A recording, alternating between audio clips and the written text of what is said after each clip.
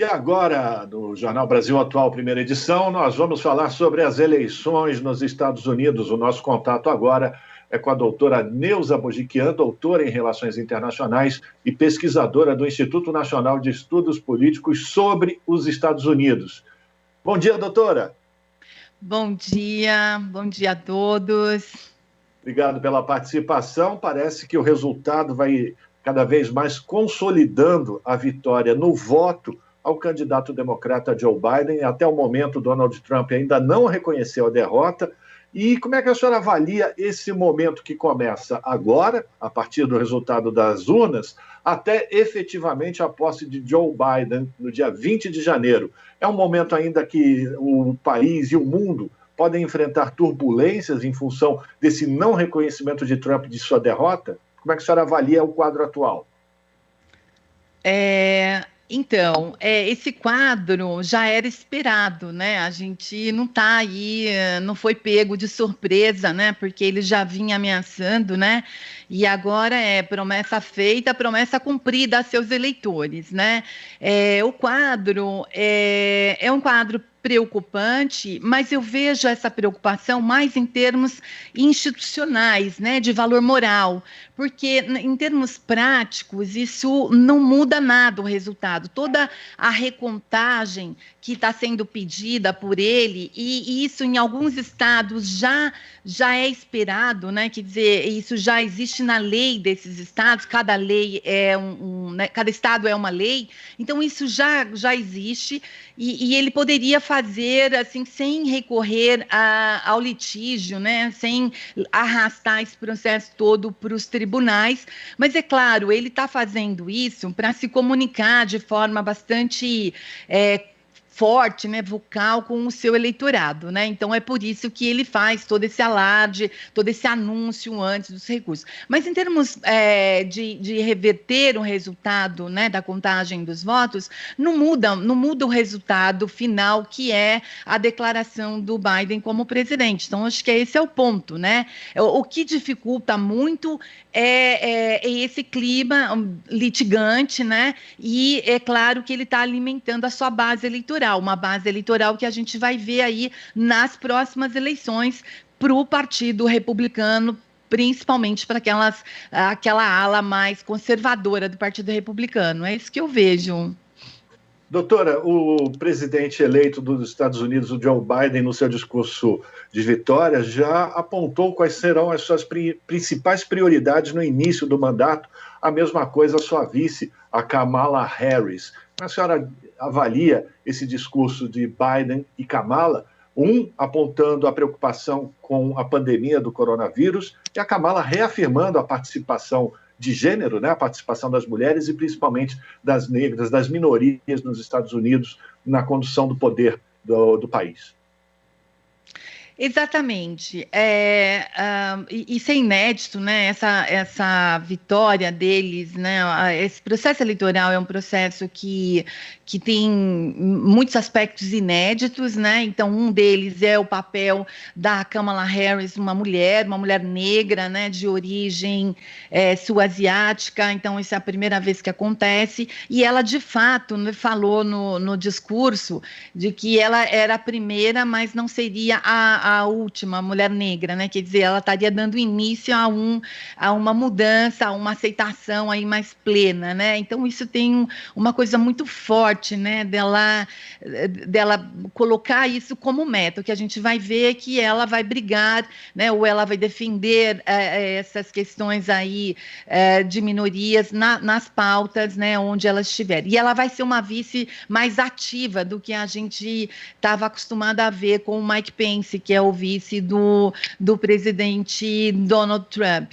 E com relação ao Biden, no discurso dele, de fato, apareceu a questão do vírus, né, do coronavírus, é a principal preocupação para cerca de 4 entre 10 eleitores, né, e Trump era supostamente o candidato da economia, e cerca de 3 entre 10 eleitores nacionalmente classificaram a economia como a questão mais urgente, mas enfim, nenhum dos dois candidatos também estavam ali de fato, parecendo que era uma resposta. O Biden levou essa porque eu acho que o Trump facilitou muito para ele isso, e o Biden levou, e o Trump perdeu também por conta da pandemia, né? Eu acho que isso é um fator muito importante que acabou aí impactando negativamente a campanha do Trump. O Biden já falou que o coronavírus será o tópico central em 2021, então todo o resto da pauta estará subordinada, né, a essa pandemia, a questão da saúde. Então, a crise da saúde aí, ela entra em primeiro lugar na pauta. E eu acho que o vírus foi o grande tema da campanha eleitoral, sim, e ele também, né, determinará o início aí desse mandato, de modo seguinte, o que vai mudar nisso com o Biden? É que ele deve adotar aí uma estratégia nacional para conter o vírus corona. Se a gente lembrar, o Donald Trump, ele não só não deu a devida importância a isso, como ele delegou as ações, as iniciativas aos estados. E como a gente sabe, nos Estados Unidos, as leis são por estados e elas são também setoriais, né? Então havia muita confusão. Então, o que o Biden vai fazer agora, que a gente vai ver de imediato, né? No dia 1 logo que ele assumir o poder aí, que deve tomar posse dia 20 de janeiro, né? Ele vai fornecer requisitos de máscara, né? Que a gente está vendo aí o terceiro surto. Os testes de coronavírus, para mim, ele vai estender isso e vai colocar à disposição de forma gratuita, porque serviço médico nos Estados Unidos é muito caro, né? Uma futura vacina aí, uma campanha de vacinação deve ser gratuita também para todos, né? E mesmo para as pessoas sem planos de saúde, sem cobertura nenhuma, né? E o Anthony Fauci, que é o imunologista aí, chefe, e muito importante, e que está sendo perseguido, né, por apoiadores do Trump, né? A gente viu aí no final de semana o Steve Bannon, que já foi estrategista de campanha já participou, né, da equipe de campanha do Donald Trump. Ele acabou fazendo um post, né, na conta dele do Twitter, sugerindo a decapitação do Anthony Fauci. Então, isso é muito grave, né? Com o Biden, o Anthony Fauci vai receber, para mim, mais atenção novamente, né?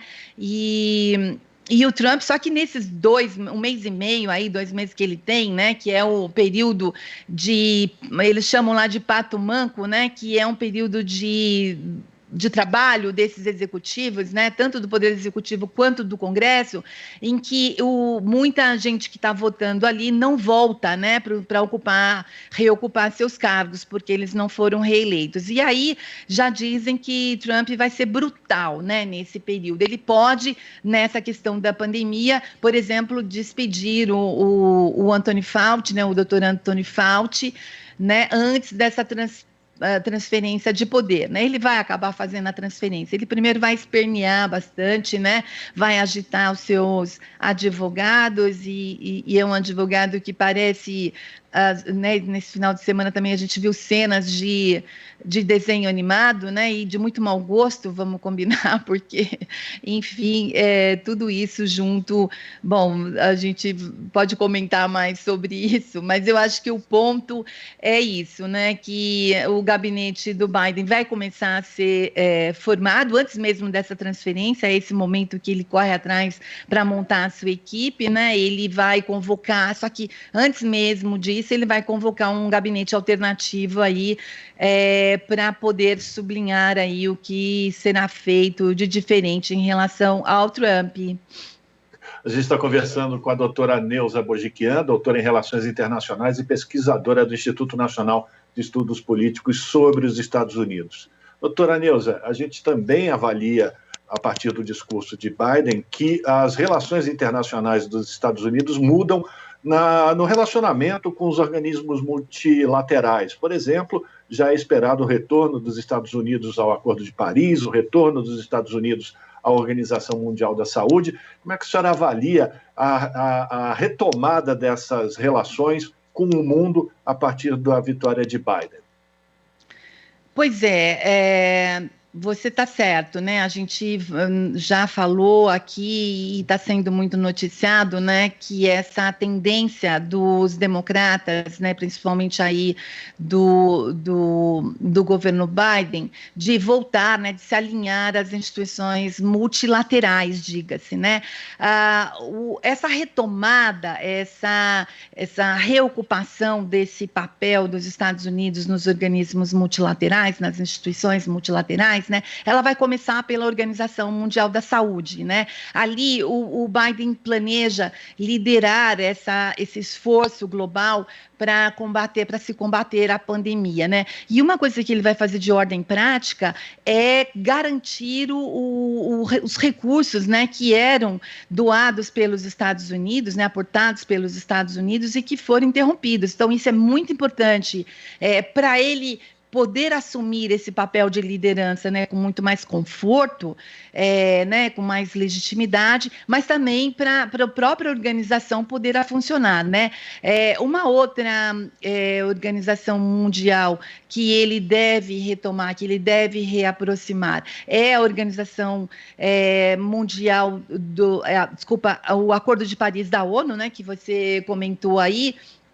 E isso, ele tem bastante, não só a intenção de levar ali planos para a diminuição, né, das emissões de gases dentro do país, né, e de renovar essa matriz energética, como ele vai cobrar dos outros países esse papel mais ativo, né, essa mobilização. E aí, nessa questão, o Brasil, de fato, vai ser cobrado, né? O Biden já avisou que ele não vai tolerar né, assim, autoridades políticas que fujam desse esforço, né, que fujam desse compromisso e que tenham mesmo aí várias ações que a gente já viu que são autoritárias, né, são de cunho autoritário. Então, o Brasil realmente vai ser colocado aí na mira dos Estados Unidos. A Europa já vinha fazendo isso e agora com o Biden, né, com a ajuda dos Estados Unidos, vamos combinar que vai ser um esforço, né, aí imbatível, né?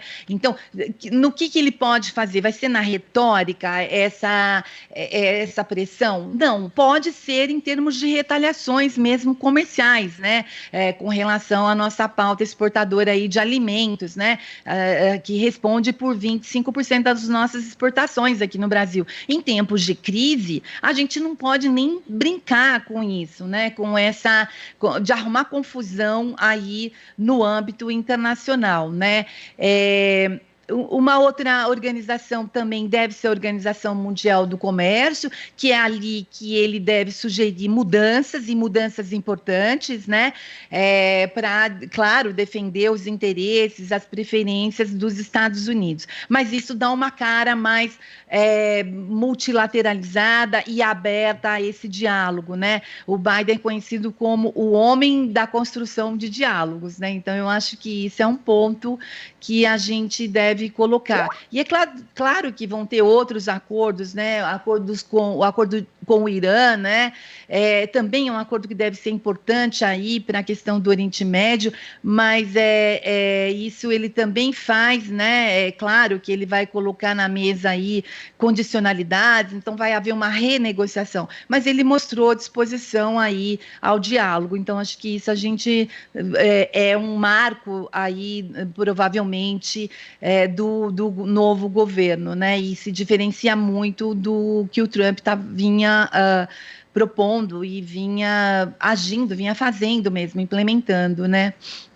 Doutora Neuza Bojiquian, doutora em Relações Internacionais, a gente acompanhou a manifestação de líderes pelo mundo inteiro parabenizando a vitória de Joe Biden. E aqui na América do Sul, apenas Brasil e Suriname ainda não mandaram mensagens para Biden. E a senhora está falando dessa modificação com relação às questões relativas ao meio ambiente, ou à saúde, ou mesmo à Organização Mundial do Comércio. A senhora acredita que essa mudança também vai implicar em mudanças dentro da política brasileira? A saída de Ernesto Araújo, a saída de Ricardo Salles do governo Bolsonaro? Como é que a senhora avalia essa transição entre o governo de Trump para Biden e as relações com o país? O Brasil, no caso, não? Então, eu acho que deve haver essa mudança, vai haver uma pressão muito grande para que o governo brasileiro substitua, né, essas cadeiras aí que você mencionou. Isso já está sendo esperado, né? Mas o Bolsonaro já mandou um recado daqui de dentro dizendo que até janeiro nada muda, né? É claro, ele vai aí fazer como se ele, né, de conta que ele estivesse no comando. A pressão vai ser muito grande, né? Não tem como o Brasil ficar sendo isolado, né? A gente não tem fôlego, a gente não está no momento de reservas, de recursos, né? De moeda forte, de economia aqui se desempenhando de forma independente, muito pelo contrário, né? Nós estamos numa situação muito frágil, né? Em várias áreas, nós temos uma crise da saúde, nós temos uma crise econômica, e nós temos uma crise social realmente que pode aí, agora, na medida em que vá ganhando espaço ou que vá ganhando alguns exemplos, né? O Brasil pode seguir aí nessa demanda muito mais incisiva, muito mais contundente dessa pauta social. Então, tudo isso leva o Brasil a necessitar, né, de apoio, né, de legitimar algumas questões. Então, como é que se isola, né? Como é que vai se tornar um Estado pária? Não, a gente nunca foi isso e não se espera do Brasil, do porte que é o Brasil, esse potencial enorme de país que é o nosso, né? A gente ter um governo que cogite essa possibilidade. Para mim é tão surreal isso, é tão fora, né, de qualquer outro momento que a gente já viveu, né?